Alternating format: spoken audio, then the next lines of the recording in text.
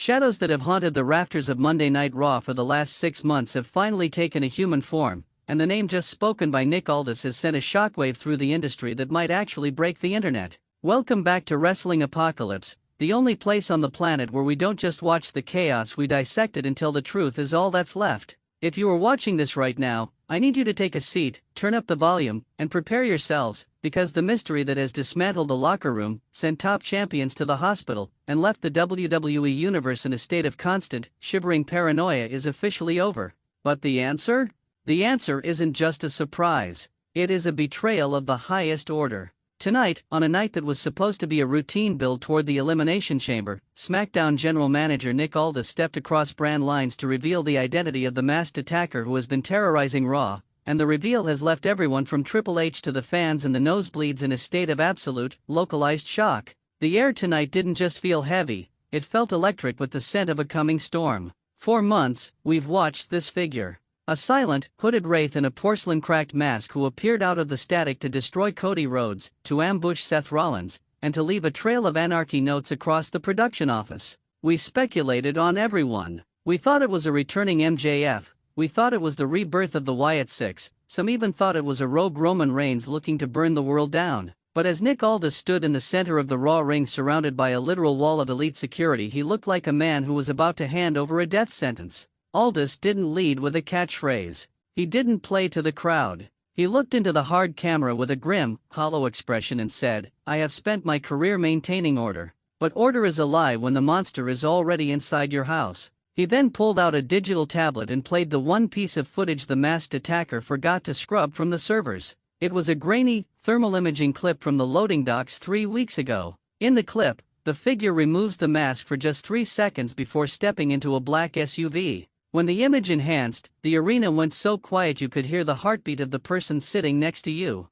The man behind the mask, the man who has been systematically trying to deconstruct the WWE from the inside out, is none other than the main event GUSO. The explosion of noise in the arena was unlike anything I have ever heard in 20 years of covering this business. It wasn't a cheer, and it wasn't a boo. It was a collective, agonizing why? GUSO? The man who fought for his soul against the bloodline? The man who became the heart of Monday nights? The Yeet Master himself? It felt impossible. But as Aldis explained the evidence, the cinematic pieces started to fall into place with a sickening thud. The motive wasn't just anarchy, it was erasure. Aldis revealed that GUSO has been operating under a dissociative psychological break, a man who spent so many years being told who to be by Roman Reigns that when he finally got his freedom, he didn't know how to handle the pressure of being a hero. He started to hate the fans for loving a version of him that he felt was a lie. He wanted to destroy the main event to see if anything real was left underneath.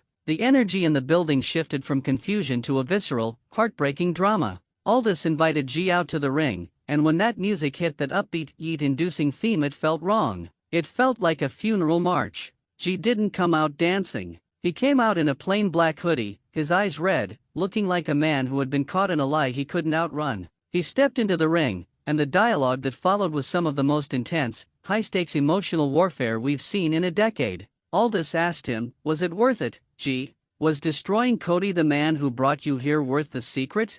G didn't deny it. He looked at the fans, he looked at his own Yeet shirts in the front row, and he whispered, "You don't know what it's like to be a ghost in your own life. I had to kill the hero to find the man." The commentary team was in a state of absolute wreckage. Wade Barrett was speechless, and Corey Graves was struggling to find the words to describe the betrayal of a brother-in-arms. Backstage, our sources are telling us the locker room is in a state of total civil war. Half the roster feels pity for a man who clearly had a mental breakdown under the weight of the bloodline legacy, while the other half, led by a returning and furious Cody Rhodes, wants blood. We saw footage of Cody being held back by 10 officials, his face a mask of pure, unadulterated betrayal. Cody was the one who staked his reputation on G. Cody was the one who gave him the main event moniker. And G was the one who put Cody through a table in a mask 3 weeks ago. The fan perspective is a fascinating, chaotic mess right now. On social media, the Yeet hashtag has been replaced by YG, and the debate is raging.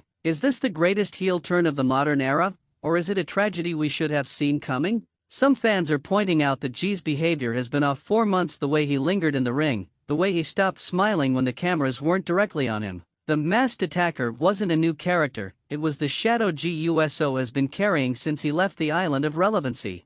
Think about the consequences for WrestleMania 42. The main event is dead. In its place is a man who has burned every bridge, betrayed every friend, and revealed himself to be the most dangerous kind of villain, the one who knows all your secrets. Nick Aldis didn't just reveal a name tonight, he revealed the end of an era of hope for Monday Night Raw. He announced that GUSO is officially sanctioned but not suspended because the board of directors wants to see him answer for his crimes in the ring. The masked man is gone, but the real G is something much more terrifying. This is the storytelling that makes Wrestling Apocalypse your home for the truth. We are going to be tracking this 24/7. We have analysts looking at G's past matches to see where the break happened. We are reaching out to Jimmy USO and Roman Reigns for their reactions because if the bloodline hears that their prodigal son has turned into a monster even they couldn't imagine, the fallout will be nuclear. We've even heard whispers that Solo Sikoa might be looking to recruit this new, darker G, bringing the family back together under a banner of pure hatred. The most chilling part of the entire night wasn't just the reveal, but what G did after Nick Aldis finished speaking. He didn't leave. He stood there, let the fans boo him until their voices cracked, and then he slowly picked up the mask that was sitting on the pedestal. He didn't put it back on, he crushed it in his bare hand. It was a symbolic end to the mystery, but a terrifying beginning to a new chapter of violence. If GUSO was dangerous when he was the right-hand man, he is an apocalypse now that he has nothing left to lose. I want to hear from you, the smartest community in the business. Are you standing with G, or are you ready to see him pay for what he did to Cody? Is this a masterpiece of a story, or has the WWE gone too dark? Drop your theories, your heartbreak, and your broken main event predictions in the comments below. We read every single one, and tonight, we need to process this together. If you're as shaken as we are by this reveal, hit that like button, it helps us keep the lights on while we navigate this new, dark reality. Smash that subscribe button and ring the bell, because you do not want to miss our deep dive tomorrow on the hidden clues we all missed during the masked attacker's reign of terror. The hero was the villain all along. The apocalypse is here, and it's wearing a black hoodie. I've been your host for Wrestling Apocalypse. Watch your back, stay loud, and we'll see you at the next bell. Shadows that have haunted the rafters of Monday Night Raw for the last 6 months have finally taken a human form, and the name just spoken by Nick Aldis has sent a shockwave through the industry that might actually break the internet. Welcome back to Wrestling Apocalypse, the only place on the planet where we don't just watch the chaos, we dissect it until the truth is all that's left. If you are watching this right now, I need you to take a seat, turn up the volume, and prepare yourselves, because the mystery that has dismantled the locker room, sent top champions to the hospital, and left the WWE Universe in a state of constant, shivering paranoia is officially over. But the answer? The answer isn't just a surprise. It is a betrayal of the highest order. Tonight, on a night that was supposed to be a routine build toward the